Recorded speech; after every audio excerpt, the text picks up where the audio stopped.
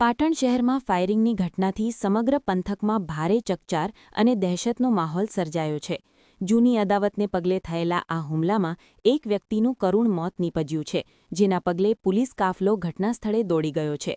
મળતી માહિતી મુજબ બુકડી ગામના વતની અને ભેંસોના વેપાર સાથે સંકળાયેલા યુસુફખાન ચાંદખાન પઠાણ ઉંમર વર્ષ 50 જ્યારે પોતાની ગાડીમાં પસાર થઈ રહ્યા હતા ત્યારે અગાઉથી ચાલતા ઝઘડાની અદાવત રાખીને તેમના પર ફાયરિંગ કરવામાં આવ્યો હતો.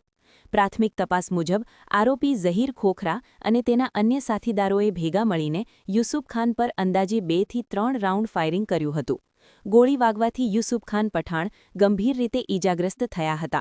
તેમને તાત્કાલિક સારવાર અર્થે નજીકની હોસ્પિટલમાં ખસેડવામાં આવ્યા હતા, પરંતુ ટૂંકી સારવાર બાદ તેમનું મોત નીપજ્યું હતું.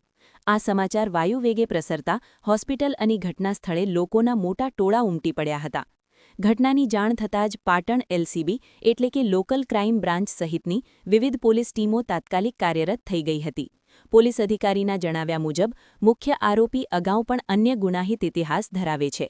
પોલીસ દ્વારા હાલ સમગ્ર વિસ્તારમાં અને જિલ્લામાં ચુસ્ત નાકાબંધી કરી દેવામાં આવી છે અને આસપાસના વિસ્તારના સીસીટીવી ફૂટેજ ચકાસવાની કામગીરી ચાલુ છે.